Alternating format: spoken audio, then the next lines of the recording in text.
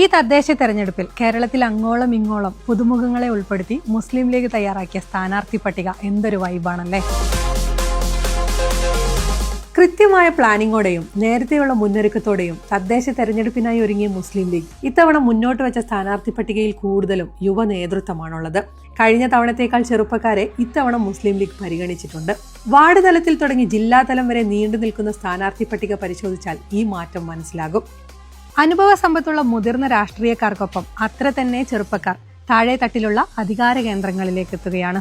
രാഷ്ട്രീയ പാർട്ടികളെ ആവേശത്തിലാക്കുക എന്നും ജനസ്വീകാര്യതയുള്ള യുവജന നേതാക്കൾ തന്നെയാവും. യൂത്ത് ലീഗ് ദേശീയ സംസ്ഥാന കമ്മിറ്റി നേതാക്കളും MSF ഹരിത സംസ്ഥാന കമ്മിറ്റി ഭാരവാഹികളും ഉൾപ്പെടെ അക്കാദമിക് ബാക്ക്ഗ്രൗണ്ടുള്ള രാഷ്ട്രീയ പ്രവർത്തകരെ പരിഗണിക്കാൻ തയ്യാറായത് മുസ്ലിം ലീഗ് പാർട്ടിയുടെ മികച്ച തീരുമാനങ്ങളിൽ ഒന്നായി കണക്കാക്കാം.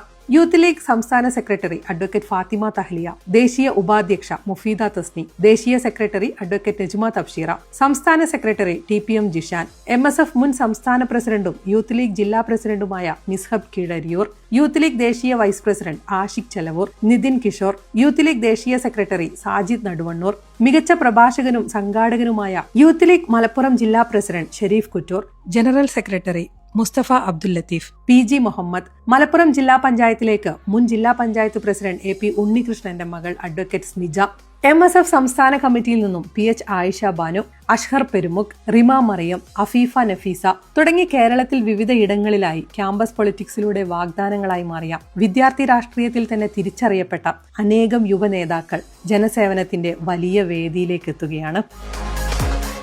മാറുന്ന കാലത്തിന്റെ രാഷ്ട്രീയം ഏറ്റവും മികച്ച രീതിയിൽ ഈ പുതുതലമുറയോട് സംസാരിക്കാൻ, അവരുടെ ശബ്ദത്തെ അധികാര കേന്ദ്രങ്ങളിൽ അടയാളപ്പെടുത്തി അനുഭവ സമ്പത്തുള്ള മുതിർന്നവരോടൊപ്പം ചേർന്ന് രണ്ട് തലമുറകളെയും കൂട്ടിയോജിപ്പിച്ച് സമഗ്രമായ മുന്നേറ്റത്തിന്റെ പാത തുറക്കാൻ ഇവർക്ക് കഴിയട്ടെ. പുതിയ കാലത്തിനൊത്ത നാടിന്റെ മാറ്റങ്ങൾക്കായി പുതുതലമുറയുടെ പ്രതീക്ഷയായി ജനങ്ങളുടെ സ്വപ്നങ്ങൾക്കൊപ്പം ജനാധിപത്യ പാതയിലൂടെ നാടിനെ മുന്നോട്ട് കൊണ്ടുപോകാൻ ഇവർക്ക് കഴിയട്ടെ.